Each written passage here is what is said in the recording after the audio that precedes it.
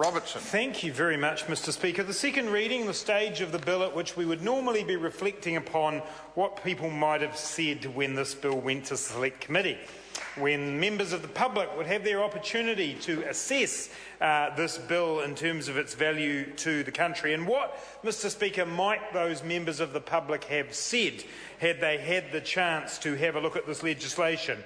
I suspect we would have heard words like piecemeal, fragmented, timid, hopeless, because that's actually what this bill is.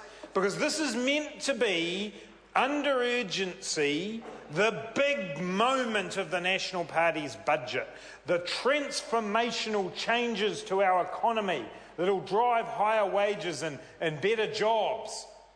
And it's not here. What's here is cheque duty. The 1980s have been caught up with by the national government. They've worked out that people aren't writing as many cheques out, although I am a little confused, I have to confess, Mr Speaker, about what they're trying to achieve with the repeal of cheque duty. Is it meant to be the return of the cheque? Is that the idea? We take the duty off and we'll all be out there writing our cheques out. Perhaps that's what it is. Or is it saving New Zealanders that massive 35 cents a year? 35 cents a year being saved. Is that what it is? Is it about the dividend? Finally, after all these years of austerity, New Zealanders get the dividend, the 35-cent mixture at the dairy. That's it. That's what they're going to get. Mr Speaker, if people were making submissions on this bill, I suspect what they would say is, where's the vision? Where's the plan? New Zealand is facing some serious economic and social problems, and the government's response is removing cheque duty. That's the brighter future, ladies and gentlemen, that you were promised by the national government.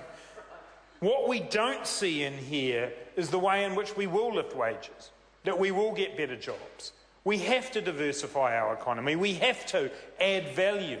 It's not just about volume any longer. It has to be about adding value to products in New Zealand to help create those jobs. And that is absent from this bill, Mr Speaker.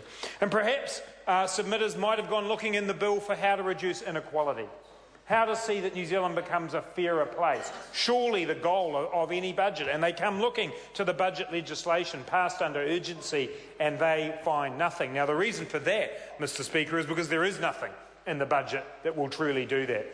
The lowest income New Zealanders, the most vulnerable New Zealanders, have been left out of the budget and the measures that are there. So those hoping to make submissions on that won't be able to find that either. And maybe they'd go looking, Mr Hayes, a man who spent his life in the Foreign Service before he came here, maybe New Zealanders would go looking for how the export sector was going to be supported, how regional economies were going to be able to drive products that would be exported. They might have wanted to submit on that in the budget legislation, and they would find nothing. They would actually find a cut to the Regional and Industry Development Fund in the budget. So they would find none of that. What they would find when they were submitting on this legislation was a confused response to a problem created by the government within climate change legislation, designed, it would appear, to annoy the forestry sector and iwi and not respond, in fact, to the major challenges that are there in climate change. It would also find a very odd bill on removing some